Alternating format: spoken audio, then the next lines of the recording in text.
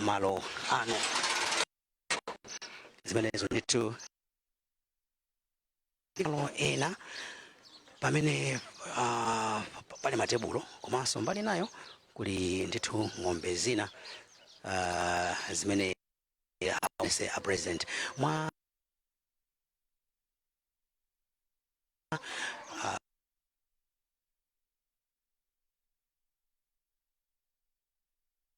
ndi Isa timvera kuti bwanji tag register ndio tino imapitano ku calendar treatment sure abuyani ngombe ndi amenewa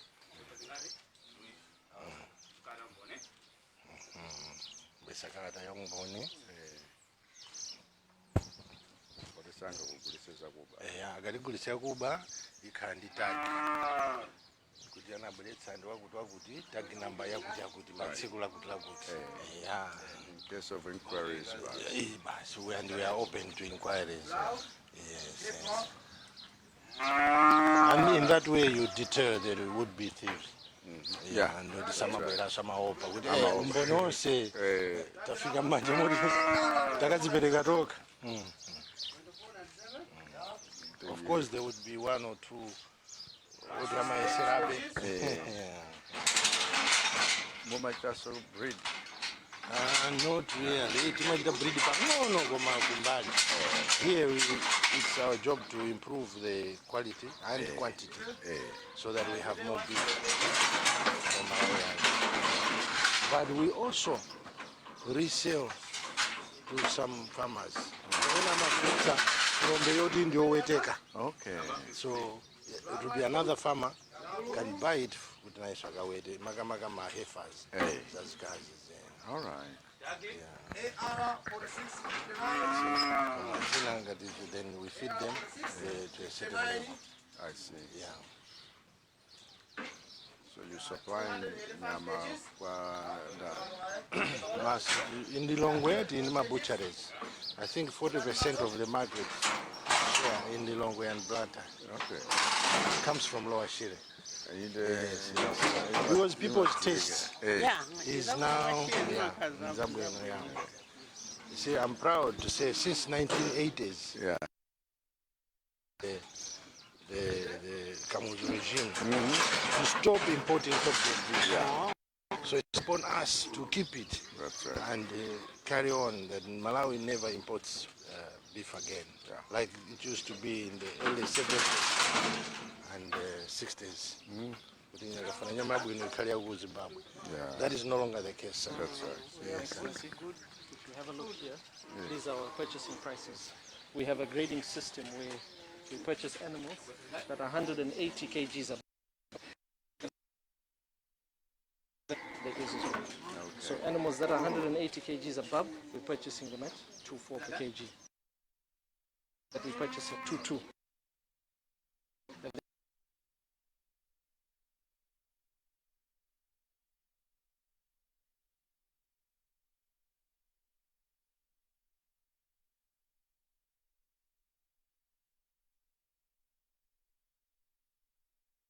We usually encourage to get the prime cattle.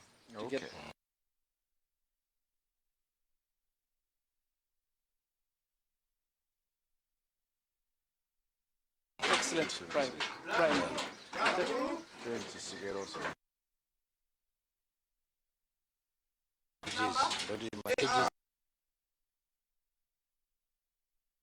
In about 1.5 kg. If you don't gain that, there's a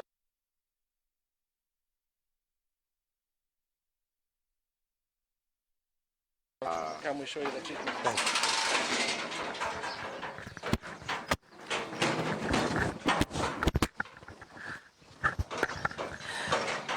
There we have we are just listening to an explanation from one of the owners of this cattle ranch, explaining to Dr. Chakwera on what happens when they are buying cattle from people who are around this area. So normally what they do is, it's not like every animal which is here, it's like it was raised here, but they buy from other areas. So we're trying to explain to the president on what really happens.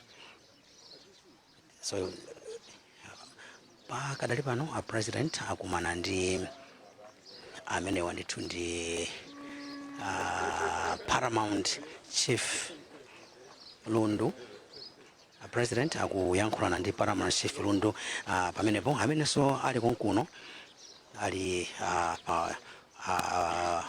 chapamwepa ndithu ndi amayankhula nawo, wapatsana nawo moni pamenepo angotsiriza amenewo Paramount Chief Lundu akuno ku Chikwawa. Ndimafotokoza kuti pamene cha president aona mmene malo ano amagulira ng'ombe, si ng'ombe zonse zimene zili pano zimene zinapezekera pompano, koma zina mwa izo mmene amagula chokera kwa anthu chokuti anthu akuno azipezanso phindu mu ng'ombe zawo, ndi amaona process imene kuti kodi imakhala process yotani. Pakadali pano a president akuyenda mosogozedwa ndi pamodzi na first lady, ali ndi first lady komanso akulu ndipo malo ena imene ku ng'ombe zimenezi. Dr. Chakwera is still inspecting what happens here. Apapa ndi timazipasano kuchotsa matenda amene ali odziwika.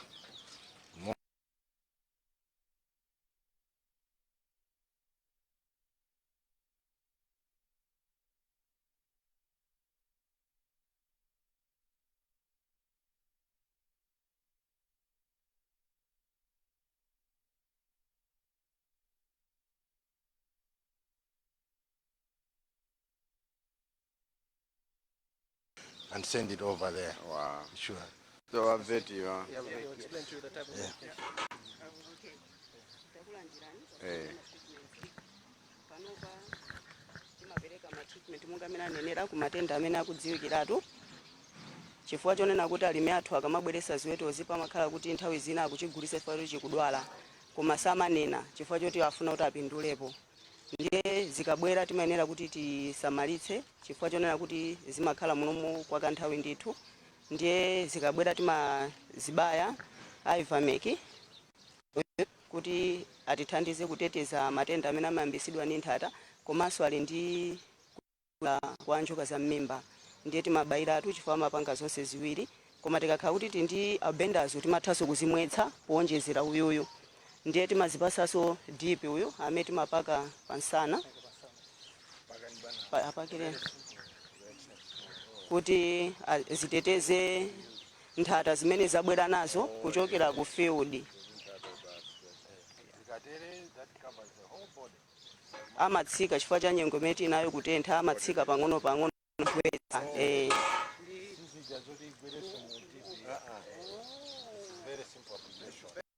Komanso mukayiyang'ana ili ndi ng'ala, timathiraso uyu eye powder kuti atithandize kuchosa ng'alayo chifukwa mapezeka zoti disolo ngati sitilipanga treat limatha kupanga blind osamaona, ndiye tikaulo tizidye sasima chakudya bwinobwino.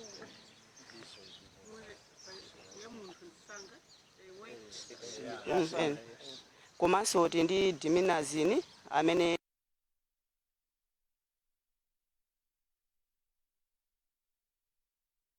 idatuso. This is the Malawian trained veterinary surgeon. We have got our own vet school now.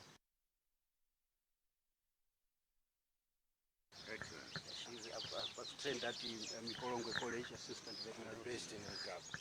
Based at yes. She's in charge of the DD.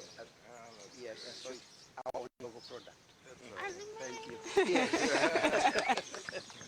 Indeed. Yeah, so I'm going to treat this animal using Gemizini assessment. Time in as maina wangu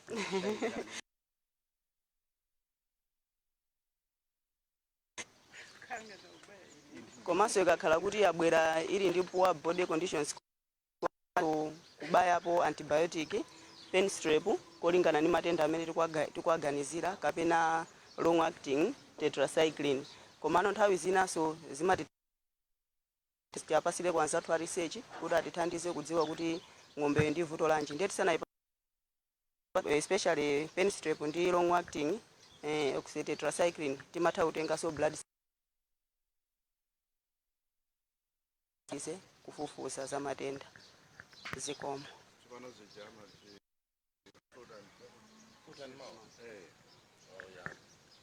Foot and mouth is endemic because of the national parks. The Munjati, buffaloes, they harbor the virus, they don't get sick. The dry season, apart from the salt, some food.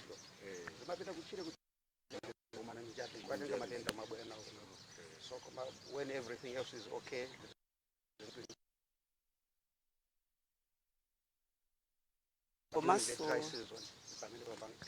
komanso panopa tinachita kumwayi chifukwa choti tinabaya mu June ndi July ndiye chiopsezo chonena kuti ziweto zathu zikhoza kudwala FMD chaka chinochi chatsikirapo chifukwa tinathandizidwa mankhwala.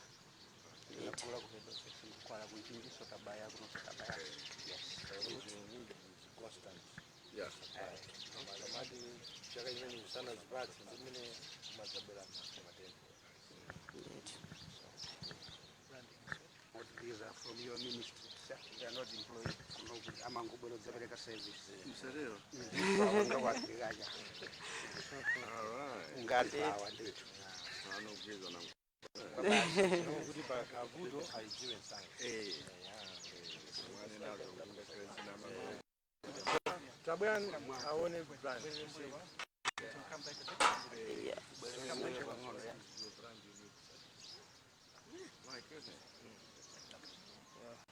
For easy identification when the animal gets lost. That's fine. Yeah, it's okay. It's okay. It's okay.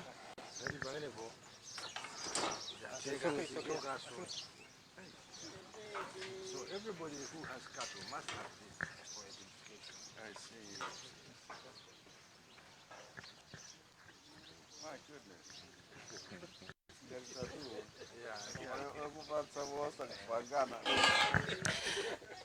Pamenepo taona mmene ng'ombe zimene zabwera kumene malo ano kuti angozigula kuchokera malo osiyanasiyana m'mizi yozungulira kuno kuti zikafafuro kwasala president kufika malo ano amayenera kuti zisapereke matenda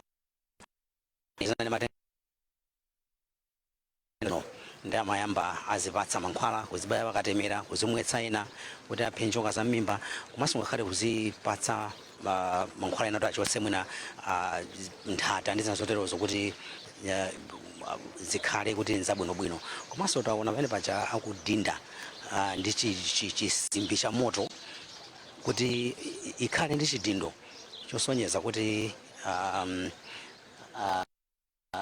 ng'ombe imeneyo ndiyodziwika bwinobwino kuti isazafufutikeso mpaka nakalekale kuti ikamayenda azidziwa ndithu kuti ng'ombe iyi ndi ng'ombe imene ili pamenepo president ndithu aona kuti kodi zayenda motani ndiye ndimene ndili kuchokera kuno ku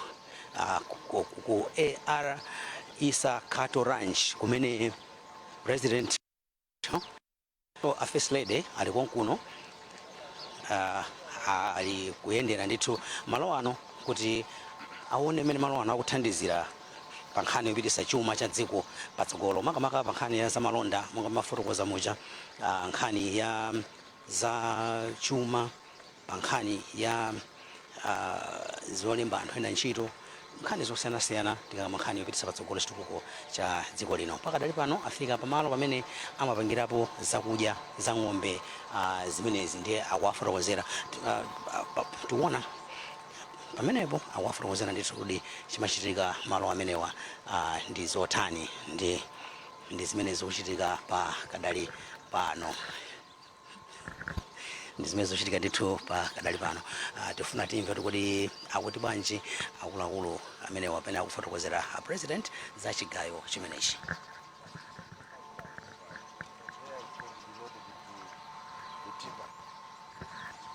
And from the tipper, it now goes into the feeding pens. So basi grazing yake ya mtu ndio. Yeah, it's zero grazing. Exactly. Yeah. Yeah. Yeah. You see, so our job mainly is to finish off the cattle. Yeah. Yeah. To make more, to produce more beef, and of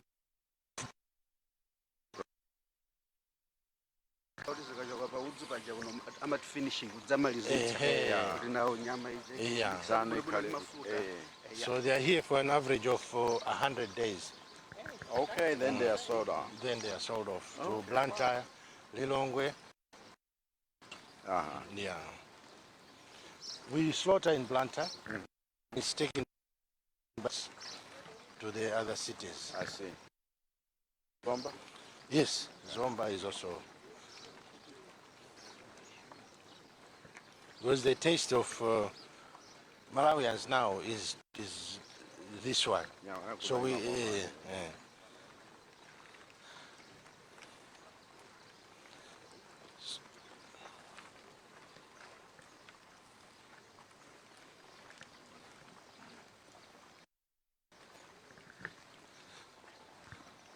Ndio kono zukayamba nokuja. Hey.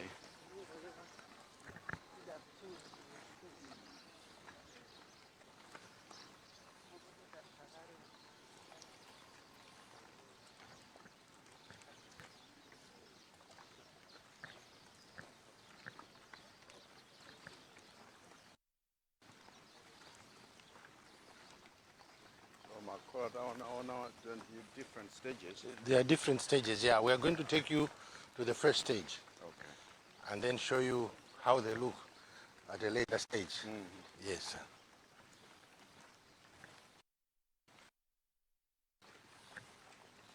You see, we are also in the other industry, footer, yeah, to get their products, yeah, and use them as our tiamba takaona izo zimene zangolowa kumene oho tiambe apa izo ndi zimene zafika. Okay. Ndi tiambe izika. Okay. So mukazita way kuja basi zimati mazibweretsa. And they must not be mixed for at least 2 months kuti mankhwala aja achoke. Okay. Because in 2 months ndoti mankhwala kugwirana. Animals that are here have actually been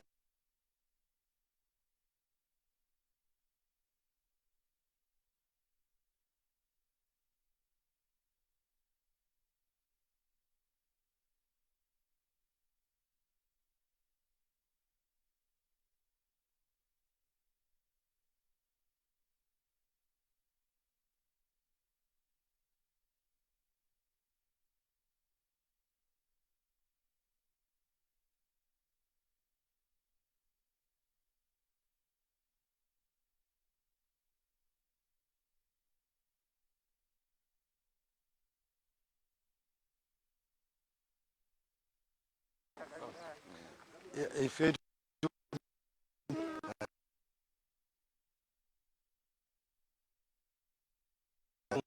people preserve the forest. Yeah. Chifukwa monga kumapiri kuja because they sell the grass to us. So it is also helping the forestry. That's right. You see, chifukwa anthu akuona kuti muli the more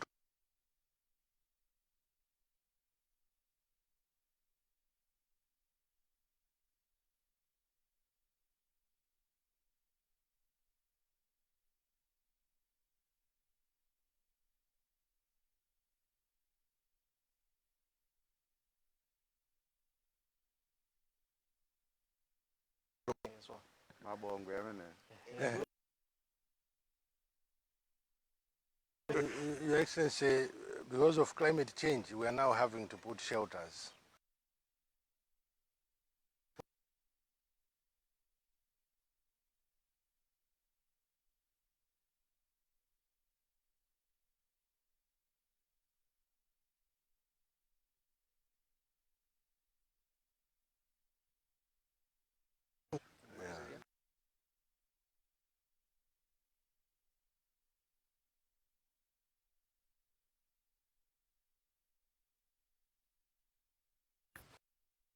Tell for Ilovo sugar.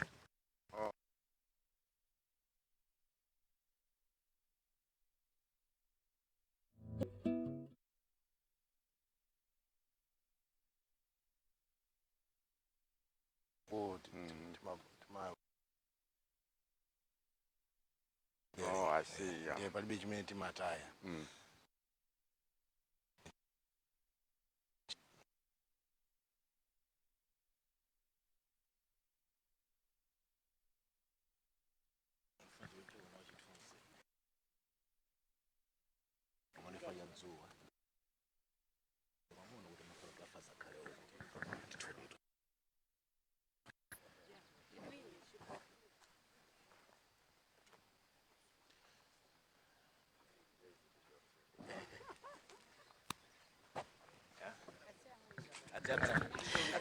pamenepa ndithu president atha kuwafotokozera makamaka za malo amenewa padakali pano akutengetsa chithunzi kuti azakumbukira ndithu akuluakulu pano kuti ayi mtsogoleri wa dziko lino anafika pano kudza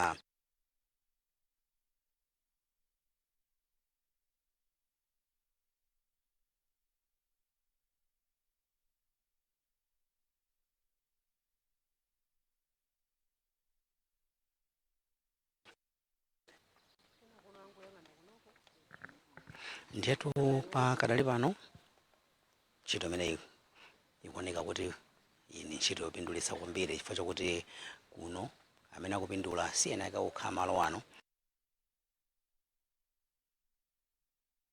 president angotsiriza kuona ng'ombe zimene amazigula kuchokera kwa ngudi malo ano ndi kuzibweretsa malo amenewa kuti kodi ng'ombe zimenezi akazigula chimachitika ndi chani ndipo amazisiya kuti zioneka kuti amazisiya kwawokha ndithu mungatafotokozera mucha ngati zili matenda osiyanasiyana zisabwerese ku ng'ombe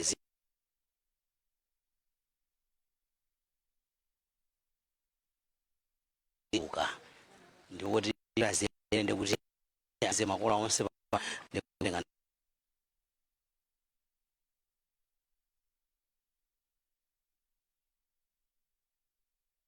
talo amenewa nde president akuyenda amene akumveka kuomba manjawo ndiye ndi anthu amene amagwira ntchito malo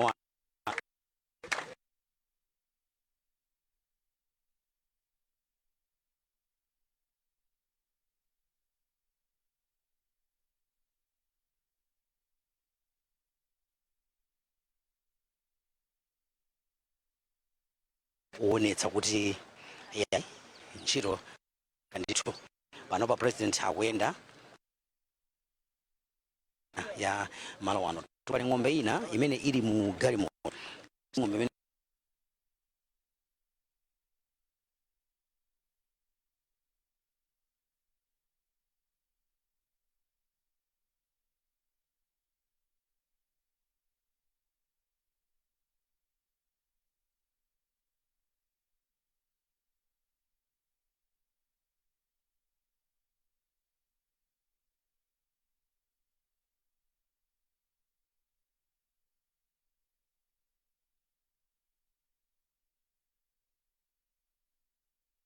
pita nazo kuti akaziphe kuti anthu akachite ndiwo akakhwasule ndithu nyama ndiye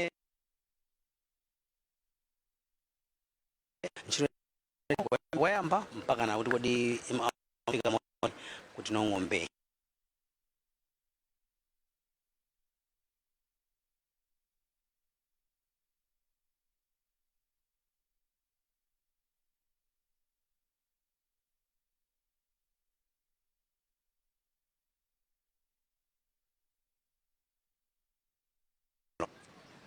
ndiye akachoka wangolowe boma la Sanje kuchoka malo ano unoko ndi kwa Ngabu petiri kuno ndi kwa Ngabu ndiye tikachoka malo ano kupita kumene akupita president amene akwayatsa magetsi kumeneko kudzera ku Marep kumeneko si kutali kwambiri chifukwa chokuti tikachoka kwa Ngabu amene tikakhala kuenda sewa M1 kuti choka ku chikwawa timafika panchalo choka panchalo timazafika malo ano apa Ngabu pano pa Ngabu kulowa no kudzanja lamanja ndi mukaenda makilometers angapo ndithu mumazafika malo amenewa. Koma panopa akachoka panopa ndiye kuti akhala kupita kumene kwa Ngolowe village, ndiye kuti ndikuchokano kwabwerera kwafika mu msewu wa Tala umenewu pa Ngabu, ndiye ndikuyamba kumapita msewu kuti tikupita mbali ya kwa kubangula kapena kuti kunsanje. Ndiye kuchoka malo ano sikutali kodetsa nkhawa kwambiri pamene afike pamalo pamenepa. Ndiye akachoka pano akhapita kumeneko, koma akatha kumenekonso pali ntchito zina ziwiri zitatu zimene zigwirike pano. Taona president, first lady kusanzikana ndi eni yake malo ano wawazati yazikoma kwambiri munatirola kuti bwere tizaone kuti kuli mugwira ntchito zotani zothandiza boma pa nkhani ya chitukuko cha dziko lino. Tikukamba nkhani yolemba anthu ntchito, tikukamba nkhani yopititsa patsogolo nkhani za malonda, tikukamba nkhani yothandiza kuti mdziko muno nkhani ya ndiwo nyama zisamasowe, pa nkhani yolipititsa patsogolo ulimi. Zonsezo ndithu zimene president wona komanso kuwalimbikitsa anthu amenewa kuti ayi mugwira ntchito yabwino, pitizani ntchito yabwino. Nchoneka chokuti kunena kuti akachoka kuno apita kumene kuti chukayatsa magetsi kumene ku Ngolowe village, kumene ku Ngolowe sanje. Komanso akachoka kumeneko akhala akuchita zokambirana ndi akuluakulu za maphunziro kuno. Chifukwa chake tikuona kuti amene alandira kuno president ndi wachiwiri kwa nduna ya za maphunziro Anase Chaulandoko, ndipo kenaka iwowa akambirana ndi akuluakulu a business ochokera kuno ku chigawo cha ku Shire. Ndili ndi secret segula secret mwachidule kwambiri mafuna ndifotokozera kuti kodi pamene president afuna sinyamuka malo ano waona zotani mwachidule kwambiri. Pamala pano ndaona zinthu zopatsa chidwi kwambiri, ndi malo amodzi amene kuli ng'ombe zochuluka kwambiri. Famu inoyo amapanga ndithu ulimi wa ng'ombe, ndiye ndaona kuti kuli ng'ombe zochuluka kwambiri zosonyeza kuti kunoko ulimi wa ng'ombe ulimi wa ziweto mama kambali ya kulowa Shire umagwira kwambiri. Ngochititsa kaso kuti alimenaso atabera amene aisa mapangira pa famu yawo ino ulimi wa ng'ombe kapena wa ziweto utapita patsogolo. Yatsokoza kwambiri secret ndi kupasa mpata nthawi ina mati kakhala malo ena kuti kuza kucheza bwinobwino pano nkuona kuti president akwerano galimoto kuti achoke malo ano azipita ku mudzi uja wa Ngolowe kuja kuti akayase magetsi kumene kwa TM Benje boma limeneli la Nsanje. Ine ndi Blessings Kanache, nthokoze kwambiri akuluakulu amene ali limodzi kuno komanso inu kuti maonera komanso kumvera program ineyi. Padakali pano tapasira nzathu kayi ku broadcasting house, tikachoka kumeneko kenaka apereka kumene ku Mbenje kuti tione kuti ku Ngolowe village kukhala kuchitika zotani. Mwakoma nonse.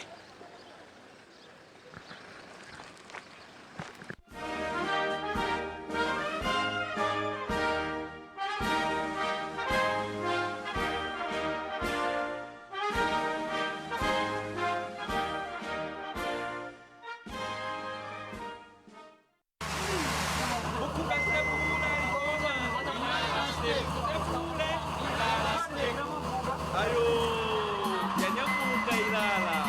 Vamos, vamos, tuona yo.